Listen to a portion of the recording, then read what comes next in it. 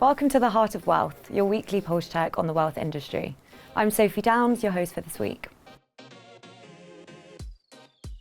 Today on the show, Royal London secures the first mover advantage as targeted support goes live.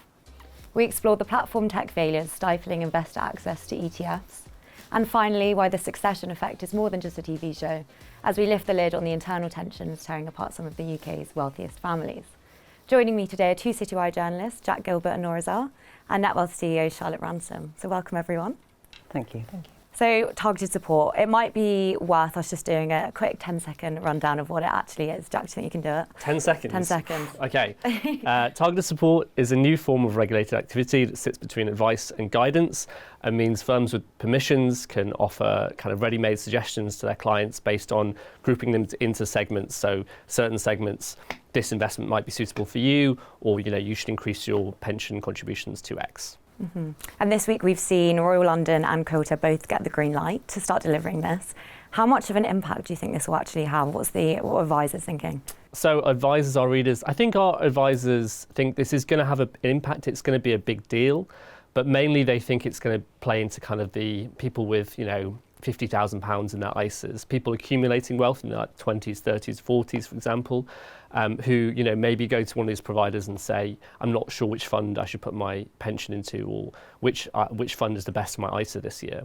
Those kind of smaller end clients who are kind of building up wealth, this is going to have an impact.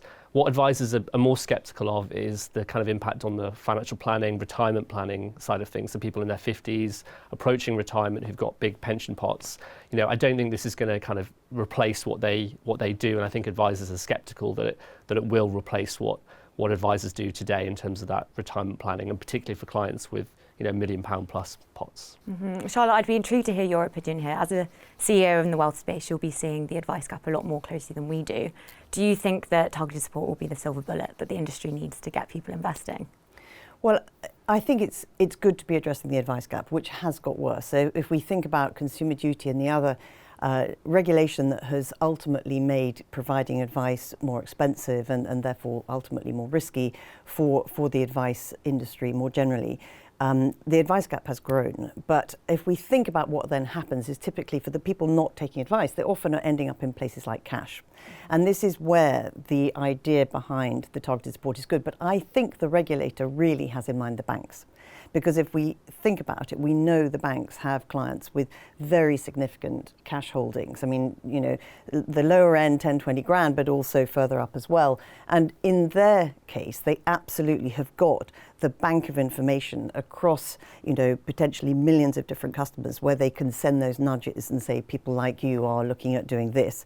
So I actually would be of the view that this is less relevant potentially for the advice firms. So it'll be interesting to see how it plays out, but I think it's potentially huge for the banks. Mm-hmm. And do you think that we'll see kind of banks and providers coming back more into the advice space because they'll have these kind of, if they're getting their clients investing at an earlier stage, do you think they'll say actually we should go a step further when they do start approaching retirement and start kind of building their own advice businesses?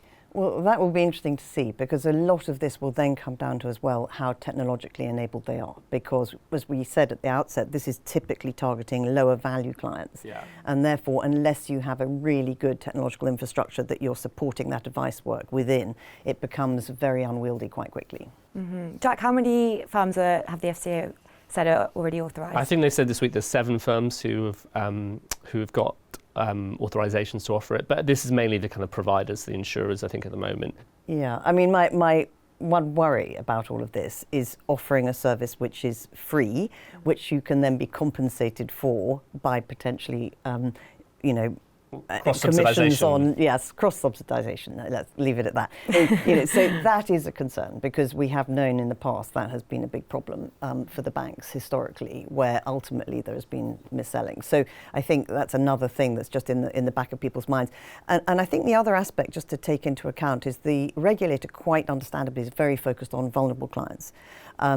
And it isn't yet clear how the FOS will work with targeted support. So again, I think some of the reluctance or the hesitation potentially is for advice firms to see how that interplay works. Mm-hmm. Well, I think the FOS said that they will see a large number of complaints this year because of the back of it. And I think a lot of the providers, when you speak to them, they're really nervous about the impact the FOS could have in terms of complaints coming Definitely, forward. we've had the FCA on who've said, they're working with the FOS, but there's still no concrete plans about what they'll actually look like. That's right. So it will be interesting to see. I mean, Nour, let's continue looking at the tech side. So this week, Royal London Asset Management was arguing that antiquated platform technology is preventing investors from accessing ETFs. So it's not the first time we had this problem, but what is the latest? We've reported on it in the past as well, but it's about fractional shares. And it's a bizarre situation because when you look at ETFs, we had 41 consecutive months of net inflows into ETFs. We've had a surge in assets, 40% in just 12 months. So what's happening is that investors know they want ETFs. This is not sort of an educational phase anymore. But the specific bottleneck is like I said, fractional trading, and it's basically platforms not allowing investors to invest in shares of an ETF. You have to invest whole or a whole unit, and we have to make it very clear that this is about the advisor platforms. So most major, sort of UK advisor platforms are not designed really for ETFs, and ETFs are, to trade the high frequency of trading. They're more designed for mutual funds, and so what the issue is that they're not moving with time, essentially. Mm-hmm. And if these legacy platforms continue to drag their heels with this, are we going to start to see assets bleeding out?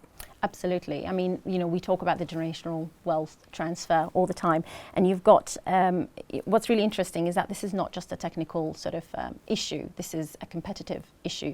We've got some of the firms, for example, Webull UK and XTB, and they've allowed integrated sort of fractional shares for younger investors to lure them into investing as a small amount as £1. So, if major UK platforms don't move with time, what you're going to see is that this massive wealth migration from the younger ones, and they're not really fussed about using the same platforms as their parents have done in the past, or the same advisors. So if they got an advisor and they can't invest that amount, then they're happily moved to the newer sort of platforms that will allow them to do that.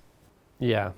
I mean, we hear from advisors, they generally say that they don't get big client demand for ETFs, which is then, feeds into the platforms. The platforms will say advisors don't come to us saying, can you get this ETF on the platform, please? Yeah, and speaking to Royal London, I mean, that was what Steve's point is, that's the chicken and the egg. There's no demand because you're not putting it on the platforms, and then the platforms are not willing to do it. So, and I'm sure because so our experience has been the exact reverse in a sense, because we've engineered our technology to accommodate ETFs and have worked with passive tracker funds from the beginning. And so it is all about, as you say, a sort of ultimately the historical backdrop to these platforms is that it was for active management with mutual funds, and the MPS industry has caused a massive shake-up in that. So it really depends on where you sit along the sort of the technological growth path in terms of how well you can accommodate these changes. Yeah, just as a sort of a question to you, do you think that the technological gap has become so wide between firms like yourselves and sort of platforms, their legacy platforms, the dinosaurs? Do you think it's going to take a very long time for them to catch up if they don't do something about it now? Well, I mean, they need to do something about it now, because if not, then the gap will continue to widen. And as you said, ultimately, investors will find their own path to be able to invest the way that they want. Yeah. Mm-hmm. I want to move away from the technology because we spent a lot of time today focusing on the mechanics of the industry. But let's talk about the human side. So BDO research revealed that 90% of ultra-high net worth families are in active conflict over passing on their wealth. I mean, Charlotte, you deal with wealthy families and their capital day in, day out. Did that 90% figure surprise you? Well, yeah, it's sort of interesting. Maybe we should all thank our lucky stars that we're not in the hundreds of millions pounds of net worth.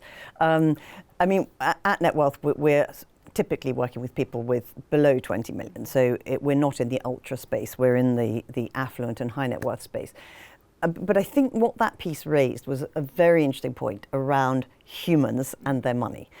So some of the issues that were raised in that report are very familiar. And my advice is always, when people come to me, is to start those conversations, because the more that it's left out of discussions, the more sort of foreign a conversation it is to have.